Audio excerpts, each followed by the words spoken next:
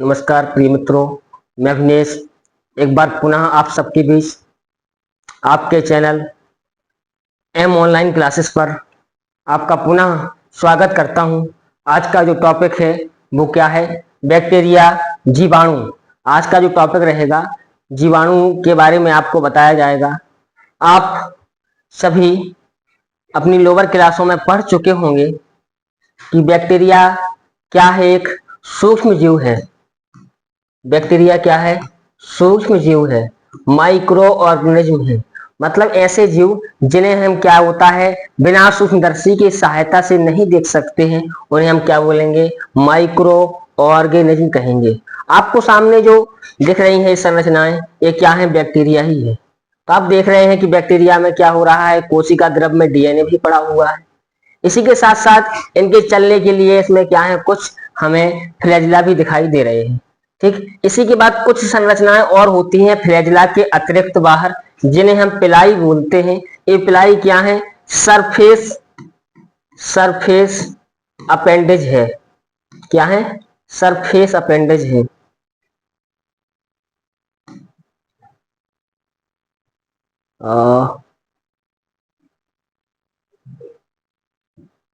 Wait करें थोड़ा। क्या है? सरफेस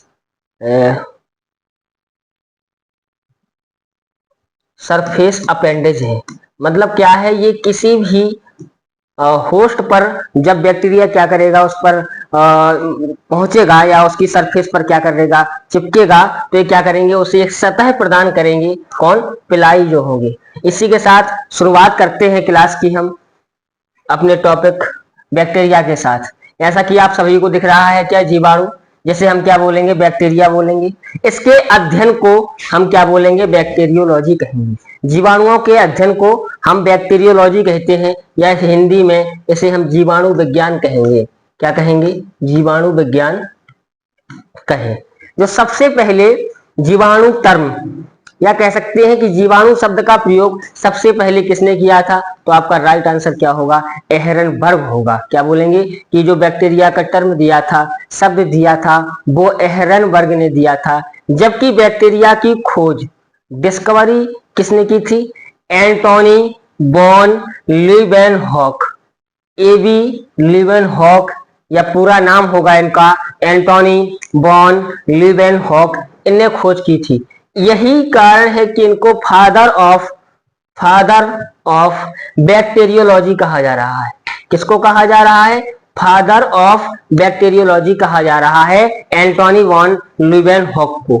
सबसे पहले इनने खोज की, वो कहां से की? दांत के खुरचन को निकाला इनने। दांत से कुछ मैल निकाला, खुरचन निकाला, और उसमें इनने क्या देखे? कुछ ऐसे सूक्ष्म जीव देखे, और इन्हें क्या नाम दे दिया? एनिमल्क्यूलस नाम दे दिया। क्या नाम दिया? एनिमल्क्यूल्स नाम दे दिया। फिर बाद में इसे बैक्टीरिया कहा गया। किसके द्वारा? एहरनबर्ग के द्वारा इसे बैक्टीरिया कहा गया। अगर आपसे पूछे कि बैक्टीरिया का सबसे पहले कृत्रिम संवर्धन किसने किया था?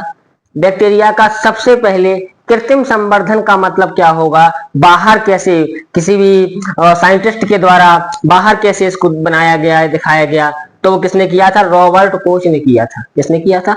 आर्टिफिशियल जो संवर्धन किया था वो हमारे रॉबर्ट कोच साहब ने किया था। इसी के बाद बात आती है टाइप्स ऑफ बैक्टीरिया की, कि बैक्टीरिया के प्रकार कितने हैं। तो बैक्टीरिया की अगर हम स्ट्रक्चर को देखें, मतलब संरचना को देखें, तो संरचना के आधार पर बैक्टीरियाओं को 4 पार्टों में बांटा गया है। स्ट्रक्चर के बेस पर बैक्टीरिया को 4 पार्टों में बांटा गया है। कौन कौन से 4 पार्ट है? पहले तो पार्ट जो है, पहला पार्ट है वो है, कुछ बैक्टीरिया कोकस भी होंगे, कुछ बैसिलस होंगे, कुछ स्पाइरलम होंगे, और कुछ विब्रियो होंगे। ये 4 टाइप के बैक्टीरिया आपके सामने लिखे हुए हैं। कोकस बैक्टीरिया कैसे होते हैं? स्फेरिकल होते हैं, मतलब गोलाकार होते हैं। जो गोलाकार होंगे उन्हें स्फेरिकल, उन्हें कोकस कहा जाएगा। इसमें भी बात अलग है, अगर एक है तो उसे हम मोनोकोकस कहेंगे। मोनोकोकस कहेंगे। अगर 2 हैं तो उसे हम डिप्लोकोकस कहेंगे। डिप्लोकोकस कहेंगे। अगर 2 की जगह कह सकते हैं कि चेन है, पूरी की पूरी ज्यादा है, मतलब चेन में है, चेन में है तो क्या बोल देंगे, स्ट्रेप्टोकोकस बोल देंगे। क्या बोल देंगे, स्ट्रेप्टोकोकस बोल देंगे। चेन के अलावा यदि गुच्छों में है, 6 से लेकर 64 तक यदि इस प्रकार से गुच्छों में है तो उसे हम क्या नाम देंगे, स्टेफलोकोकस। स्टेफलोकोकस। मतलब बात चल रही थी किसकी, पहले वाले की बात चल रही थी कि जो स्फेरिकल आकार होते हैं, क्या होते हैं, राउंड शेप होते हैं, उन्हें हम कोकस बोलते हैं। यदि कोकस सिंगल है तो उसे हमने मोनोकोकस कहा, अगर ये दो थे तो हमने डिप्लोकोकस बोल दिया, अगर ये चेन लाइक चेन में है तो उसे स्ट्रेप्टोकोकस कहेंगे, और अगर क्या हो रहा है, बल्क ऑफ गुच्छा में है यदि, तो उसे हम क्या बोलेंगे, स्टेफलोकोकस बोलेंगे। ठीक, इसी के साथ जो दूसरा बैक्टीरिया बैसिलस है, अगर बैसिलस क्या है, अगर रॉड के आकार का है, इस प्रकार का है, तो उसे क्या बोल देंगे हम, बैसिलस कहेंगे। बैसिलस में भी सेम हो सकता है, मोनोबैसिलस हो सकते हैं, डिप्लोबैसिलस हो सकते हैं, अगर चेन में है तो स्ट्रेप्टोबैसिलस हो सकते हैं, और अगर गुच्छों में है तो उसे हम स्टेप्लोबैसिलस कह सकते हैं। स्पाइरलम क्या है, अगर स्पाइरल के आकार की है, स्पाइरल क्या है, संरचना नहीं देखी, सांप जैसा स्पाइरल है अगर, तो उसे क्या बोल देंगे हम, स्पाइरलम बोल देंगे। इसी के साथ एक विब्रियो है जो कॉमा के आकार का होता है, कॉमा तो देखा ही होगा, इसे हम इसे अगर कॉमा कहें, ऐसा कॉमा नहीं लगाते हैं ऐसा, तो कॉमा के आकार का यदि है तो उसे हम विब्रियो बोल देंगे। तो आप देख रहे थे कि स्ट्रक्चर के बेस पर हमने बैक्टीरिया को 4 पार्टों में बांटा, कहा कि जिनकी आकृति राउंड शेप स्फेरिकल है उन्हें हम कोकस कहेंगे, जिनकी आकृति रॉड के आकार की है उन्हें हम बैसिलस कहेंगे, और जो स्पाइरल या सर्पिलाकार हैं उनको हम स्पाइरलम कहेंगे, जबकि जो कॉमा के आकार के होंगे उन्हें हम विब्रियो कहेंगे। तो क्या हो गए हैं बैक्टीरिया स्ट्रक्चर के आधार पर कितने प्रकार के, 4 प्रकार के। बैक्टीरिया कौन सी क्लास को बिलोंग करेंगे, तो जो बैक्टीरिया की क्लास होगी वो कौन सी है, कह सकते हैं कौन सा किंगडम होगा, वो होगा मोनेरा। कौन सा होगा, मोनेरा। सन 1969 में साइंटिस्ट आते हैं आर.एस. व्हिटकर, जिन्होंने 5 किंगडम क्लासिफिकेशन, 5 जगत पद्धति थी, क्या दी, आर.एच. व्हिटकर साहब आते हैं, आर.एच. व्हिटेकर आते हैं, व्हिटेकर क्या देते हैं देखिएगा, बताते हैं 5 किंगडम क्लासिफिकेशन। 5 किंगडम, इन्होंने क्या किया, ओवरऑल जो लिविंग बीइंग थे, जंतुओं को और जीवों को 5 किंगडम में बांटा। कौन कौन से 5 किंगडम थे, पहला इन्हें कहा मोनेरा, क्या होगा, मोनेरा। दूसरा इन्हें कहा प्रोटिस्टा, क्या कहा, प्रोटिस्टा। तीसरा कवक कह दिया, और चौथा क्या हो गए, आपके पौधे हो गए, और इसके बाद जंतु हो गए। मतलब क्या किया, पूरे लिविंग बीइंग को 5 क्लासों में बांट दिया, मोनेरा में, प्रोटिस्टा में, कवक में, और पादप और जंतु में। तो उन्होंने कहा कि मोनेरा क्लास में सभी बैक्टीरिया क्या करेंगे, बिलोंग करेंगे, all of the bacteria belong करेंगे, कहां, आपकी मोनेरा क्लास में। ठीक, अगर हमने आपको मोनेरा बताया है तो हम यहाँ आपको थोड़ा और बताना चाहेंगे कि जो बैक्टीरिया होंगे वो 2 प्रकार के होते हैं, आर की बैक्टीरिया होते हैं और यू बैक्टीरिया होते हैं। कौन से बैक्टीरिया, आर की बैक्टीरिया और यू बैक्टीरिया।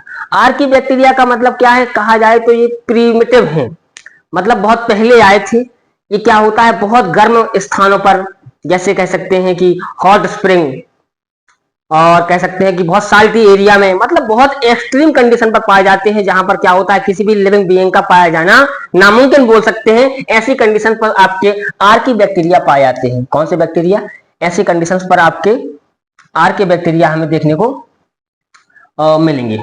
यू बैक्टीरिया, यदि आपसे क्वेश्चन पूछा जाए कि सत्य जीवाणु किसे कहा जाता है, सत्य ट्रू बैक्टीरिया किसे कहा जाता है, पूछा गया क्वेश्चन है, तो ट्रू बैक्टीरिया किसे कहा जाएगा, यू बैक्टीरिया को ट्रू बैक्टीरिया कहा जाता है। इसी के अंदर आपको नीले हरे शैवाल देखने को मिलेंगे जीवाणुओं में, क्योंकि क्या है, साइनोबैक्टीरिया, नीले हरे शैवाल भी क्या है, जीवाणु है। तो हमने कहा कि जीवाणु की कोशिका भित्ति होती है वो कैसी होती है, प्रोकैरियोटिक होती है। अगर हम आपसे प्रोकैरियोटिक कहें तो आपके दिमाग में कुछ बातें अपने आप आ जानी चाहिए जब भी हम प्रोकैरियोटिक बोले। प्रोकैरियोटिक हमने बोला तो आप समझ जाएंगे कि जो न्यूक्लियस है, केंद्रक के चारों ओर कोई भी केंद्रक झिल्ली नहीं है, कोई भी आवरण नहीं है। जो डीएनए है वो कैसा होगा, साइटोप्लाज्म में डला होगा, केंद्रक के अंदर नहीं होगा। माइटोकॉन्ड्रिया भी इनमें नहीं होगा शोषण करने के लिए, इनमें क्या होगा, मेसोसोम होगा। राइबोसोम भी इनमें 80 एस प्रकार के ना होकर के कितने एस प्रकार के होंगे, 70 एस प्रकार के होंगे। तो आपको कुछ बातें अपने आप क्या हो, जैसे ही हम शब्द आपको प्रोकैरियोटिक कहें तो आपको कुछ चीजें अपने आप याद आ जानी चाहिए। तो जिनकी कोशिका भित्ति होती है वो किसकी बनी होती है, पेप्टिडोग्लाइकॉन की बनी होती है। कई बार बहुत सारे एग्जामों में पूछा गया क्वेश्चन है कि जो जीवाणु की कोशिका भित्ति बनी होती है वो किसकी बनी होती है, तो आप बोलते हैं कि पेप्टिडोग्लाइकॉन की बनी होती है। फिर दिमाग में तो ये भी आता है कि पेप्टाइडोग्लाइकॉन है क्या, तो पेप्टाइडोग्लाइकॉन जो है एक पॉलीसैकेराइड है जो नाग और नेम दो चीजें होती हैं, नाग NAG और NAM, एन एसिटिल ग्लूकोसामाइन और एन एसिटिल मर्मरिक एसिड, ये दो प्रकार के पॉलीमरों से मिलकर बना होता है कौन, पेप्टाइडोग्लाइकॉन। ऐसा क्वेश्चन भी आपको देखने को मिल सकता है। एक विशेष बेहद इंपॉर्टेंट बात, किनकी कोशिका भित्ति में टिकोइक अम्ल उपस्थित होगा। इतनी बात यदि आप जान गए हो तो आगे देखें। लेकिन टिकोइक अम्ल केवल ग्राम पॉजिटिव बैक्टीरिया में होगा, क्योंकि बैक्टीरिया को जब स्ट्रेन अभिरंजित किया गया, एक क्रिश्चियन ग्राम नाम के साइंटिस्ट आते हैं और बैक्टीरिया को क्या करते हैं, स्ट्रेन आयोडीन और अल्कोहल की सहायता से क्या करते हैं, अभिरंजित करने का कार्य करते हैं। तो देखते हैं कि कुछ बैक्टीरिया बैगनी रंग के हो गए हैं और कुछ बैगनी रंग के नहीं हुए हैं। तो जो बैगनी रंग के हो गए थे उन्हें हमने ग्राम पॉजिटिव बैक्टीरिया कहा, और जो नहीं हुए हमने उन्हें ग्राम नेगेटिव बैक्टीरिया कहा। तो टिकोइक अम्ल प्रेजेंट होगा, टिकोइक एसिड प्रेजेंट किस में होगा, ग्राम पॉजिटिव में होगा, और नहीं होगा उन्हें हम ग्राम नेगेटिव कहेंगे। इसी के साथ श्वसन अंग जो होगा प्रोकैरियोटिक कोशिका का या जीवाणु का, वो क्या होगा, लिजोसोम होगा। इसी के साथ आपसे राइबोसोम पूछेगा तो क्या होगा, प्रोकैरियोटिक कोशिका में 70 प्रकार के राइबोसोम पाए जाते हैं। ये राइबोसोम दो सब यूनिट से मिलकर बने होते हैं। जो बड़ी सब यूनिट होती है वो 15S की 50S की होती है और छोटी वाली 30S की होती है। ऐसा भी आपसे पूछ सकता है कि 70S प्रकार के राइबोसोम किन दो इकाइयों से मिलकर बने होते हैं, तो आपका जवाब होगा जो बड़ी सब यूनिट होगी वो 50 की होगी और छोटी होगी 30 की होती। दिमाग में आता है कि 50 और 30 को जोड़ दे तो 80 होता है, 70 ही क्यों नहीं होता है। सेंट्रीफ्यूज किया जाता है, सेंट्रीफ्यूज करने के बाद जो पार्टिकल जितने पर रह जाते हैं उन्हें हम उतना रख देते हैं। यदि 80S की बात करें तो 80S में क्या होता है, एक 60 की होती है, एक 40 की होती है, तो यहाँ तो 100 हो जाते हैं। तो ऐसा कोई दिमाग लगाने वाली आवश्यकता नहीं है। तो ये स्लाइड क्या हो गई है, इसी कंप्लीट हो गई है। इसी के साथ आगे बढ़ें। जीवाणुओं के प्रकार फिर से बात कर रहा है कि जीवाणु के प्रकार क्या होंगे। देखते हैं अब किस बेस पर बात कर रहा है। तो जो बेस है अब बात करने का, वो बेस है क्या कि जो हमने जब शुरुआत पर स्लाइड देखी तो उसमें ऐसा स्ट्रक्चर देखा, कुछ ऐसी संरचनाएं देखी थी ऐसे, और मैंने आपसे वहां कहा था ये क्या है, फ्लैजिला है। इनका कार्य क्या है फ्लैजिला का, जिस प्रकार से आपके पैर गमन करने का काम करते हैं उसी प्रकार से जीवाणुओं में फ्लैजिला भी क्या करेंगे, गमन करने का कार्य करेंगे। तो हम बात करें जीवाणुओं की तो फ्लैजिला के बेस पर या फ्लैजिला के आधार पर जीवाणु के प्रकार आपके सामने लिखे गए हैं। 4 प्रकार लिखे हैं। पहला प्रकार मोनोट्राइकस, दूसरा एम्फीट्राइकस, लोफोट्राइकस और पेरिट्राइकस, ये 4 प्रकार। एक प्रकार और लिख दें, एट्राइकस। क्या है, एट्राइकस। ठीक, एट्राइकस का मतलब क्या है, ए फॉर तो एब्सेंट है ये, मतलब किसी ऐसा जीवाणु जिसमें कोई फ्लैजिला ना हो उसे हम एट्राइकस बोलेंगे। क्या बोलेंगे, एट्राइकस बोलेंगे। यदि एक फ्लैजिला है, जैसा आप देख रहे हैं, यदि एक फ्लैजिला है तो उसे हम मोनोट्राइकस बोलेंगे। अगर दोनों सिरों पर एक से अधिक फ्लैजिला हैं, किसी भी बैक्टीरिया के दोनों सिरों पर अगर एक से अधिक फ्लैजिला हैं तो उसे आप क्या बोलेंगे, एम्फीट्राइकस बोलेंगे। फिर एक वर्ड आता है कि लोफोट्राइकस। 2021 टीजीटी में पूछा हुआ क्वेश्चन है, पूछता है कि लोफोट्राइकस क्या है। तो कोई भी ऐसा जीवाणु जिसके एक सिरे पर क्या हो, एक से अधिक फ्लैजिला उपस्थित होते हैं उन्हें लोफोट्राइकस कहा जाता है। और पेरिट्राइकस का मतलब पूरी बॉडी में ओवरऑल बॉडी सरफेस पर अगर फ्लैजिला प्रेजेंट है तो उसे हम पेरिट्राइकस बोलेंगे। तो आप फ्लैजिला के बेसिस पर आप ये 5 प्रकार देख पा रहे हैं कि जो इनमें मोनोट्राइकस हो गया अगर एक फ्लैजिला है, एम्फीट्राइकस हो गया अगर दोनों सिरों पर क्या है, टप ऑफ फ्लैजिला है, गुच्छों में फ्लैजिला है, लोफोट्राइकस हो गया अगर एक सिरे पर एक से अधिक फ्लैजिला है, और पेरिट्राइकस मतलब पूरी बॉडी पर फ्लैजिला यदि है, और एट्राइकस मतलब नो फ्लैजिला, कोई फ्लैजिला नहीं है, तो उसे क्या बोलेंगे? एट्राइकस बोलेंगे। इसी के साथ आगे बढ़े, कुछ रोग लिखे हैं आपके सामने, कुछ रोग आपके सामने दिए गए हैं, डिसीज दिए गए हैं आपके सामने। क्या? डिसीज दिए गए हैं, बेहद इंपॉर्टेंट है। जीवाणुओं से होने वाले रोग आपकी बहुत सारे एग्जामों में, वनडे एग्जाम्स में भी वगैरह, और अच्छे छोटे बड़े सभी एग्जामों में पूछे जाते हैं कि कौन सा विषाणु द्वारा रोग होता है। अगर विषाणु द्वारा होता है तो जीवाणु द्वारा होता है, और तो उस जीवाणु का नाम क्या है ये भी पूछता है आपसे। तो पहला रोग आपके सामने लिखा है क्या? डिप्थीरिया। डिप्थीरिया रोग किस बैक्टीरिया के द्वारा होता है? तो आप बोलेंगे कॉरिनोबैक्टीरियम डिप्थीरी। क्या बोलेंगे? कॉरिनोबैक्टीरियम डिप्थीरी बोलेंगे। क्या है? ये भी श्वसन मार्ग को क्या करता है? इफेक्ट डालता है श्वसन मार्ग में। कहा? श्वसन मार्ग में। फिर आपसे पूछ रहा है कि निमोनिया, निमोनिया किस जीवाणु के द्वारा होने वाली बीमारी है? तो आप कहेंगे डिप्लोकोकस न्यूमोनी के द्वारा हमें क्या होता है? न्यूमोनिया होता है। इसी के बाद 6 रोग, टीबी की बात कर रहा है, टीबी की बात कर रहा है, ट्यूबरकुलोसिस की बात कर रहा है, तो क्या होगा? माइक्रोबैक्टीरियम ट्यूबरकुलोसिस के द्वारा होगा। किसके द्वारा होगा? माइकोबैक्टीरियम ट्यूबरकुलोसिस के द्वारा क्या होता है? टीबी होती है। 6 रोग होता है। 6 रोग में जो टीका लगता है BCG, ये भी पूछता है आपसे। BCG क्या है? तो BCG का पूरा नाम होगा बैसिलस, बैसिलस कॉलमेट, कॉलमेट ग्यूरीन,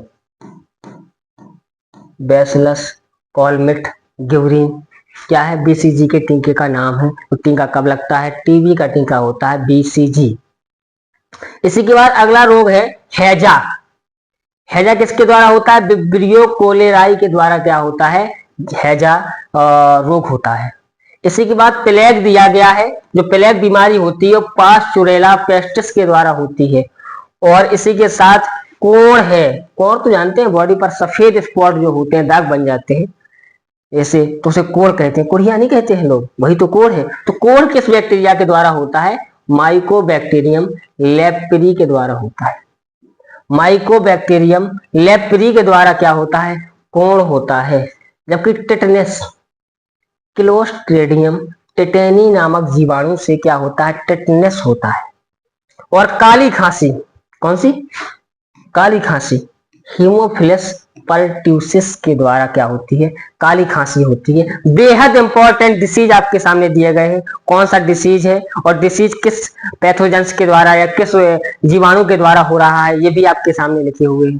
थोड़ा सा आपको हम कुछ सेकंड का समय देंगे, तो इनका स्क्रीनशॉट लीजिएगा अगर जरूरत समझे तो।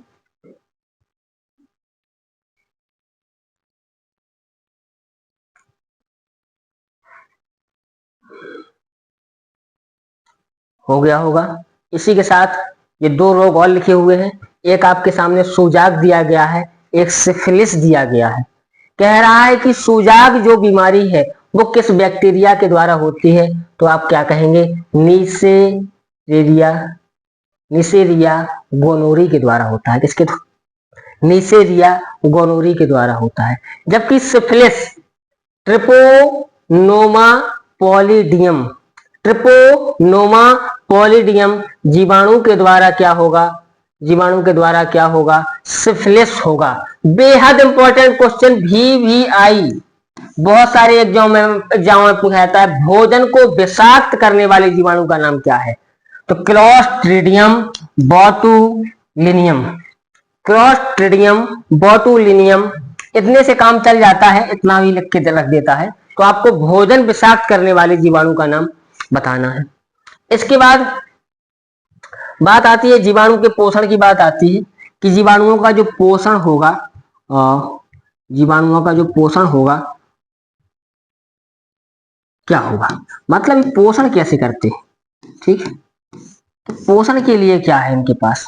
तो हमने कहा प्रोकैरियोटिक कोशिका है, मतलब सिंपल सी बात है, क्या हो रहा है? प्रोकैरियोटिक है, तो इनमें हरित लवक नहीं होगा। लेकिन बहुत सारे बैक्टीरिया जैसे नीले हरे शैवाल्स हैं, तो उनमें क्या होते हैं, वो होते हैं खाना अपना प्रकाश संश्लेषी भी होते हैं, प्रकाश संश्लेषी होते हैं। बस फर्क इतना है कि हम प्रकाश संश्लेषण की क्रिया द्वारा जो पौधे होते हैं वो क्या करते हैं, H2O के द्वारा, जल के द्वारा ऑक्सीजन को क्या करते हैं, रिलीज करते हैं। लेकिन बैक्टीरिया के केस में ऐसा बिल्कुल नहीं होगा, वो H2S का उपयोग करेंगे, हाइड्रोजन सल्फाइड का उपयोग करेंगे और जो रिलीज करेंगे वो क्या करेंगे, सल्फर रिलीज करेंगे। मतलब हम इन्हें कह सकते हैं कि ये प्रकाश संश्लेषण द्वारा भोजन तो बनाएंगे लेकिन H2O की जगह O2 को रिलीज ना कर कर ये H2S से सल्फर को रिलीज करेंगे। इतनी बात।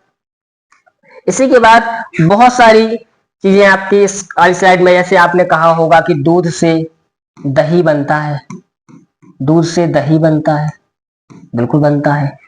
ठीक है, दूध से दही बनता है, कैसे बनता है और क्यों बनता है, तो क्या होता है यहाँ पर दूध से जब दही बनेगा तो काम करेगा लैक्टोबैसिलस काम करेगा।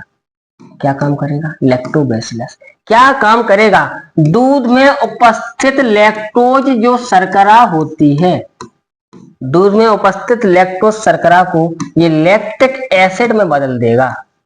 क्या करेगा, लैक्टिक एसिड में बदल देगा। अब ये एसिड में बदल जाएगा तो क्या बन जाएगा, दही बन जाएगा। और जब दूध से दही बनता है तो दही में विटामिन B12 की मात्रा क्या होती है, बढ़ जाती है। साइनोकोबालामिन जिसे कहते हैं, आप लोगों को शायद पता होगा कि विटामिन B12 जो है इसका जो वैज्ञानिक नाम होता है, वैज्ञानिक नाम होता है वो साइनोकोबालामिन होता है। ऐसा क्वेश्चन भी पूछता है, साइनोकोबालामिन होता है। फिर ये भी पूछता है कि विटामिन B12 के साइनोकोबालामिन में कौन सा एलिमेंट पाया जाता है, तो आप आंसर बताएंगे कोबाल्ट पाया जाता है। ये भी आपसे कई बार पूछा गया है कि साइनोकोबालामिन में कौन सा तत्व पाया जाता है, तो आप कहेंगे कोबालामिन होगा। इसी के साथ अगर कोबालामिन पूछ सकता है तो उसकी बात एग्जामिनर की बात है, ये भी पूछ सकता है कि इसके द्वारा कौन सा रोग होता है अगर इस विटामिन की कमी हो जाए। तो आप आंसर क्या देंगे, परनीसियस एनीमिया, परनीसियस एनीमिया आप आंसर देंगे। उम्मीद करते हैं ये बात भी समझ में आई। दूध से दही में बदल रहा है, लाभदायक जीवाणु है ये, क्योंकि क्या करते हैं, विटामिन B12 की मात्रा को बढ़ा देते हैं।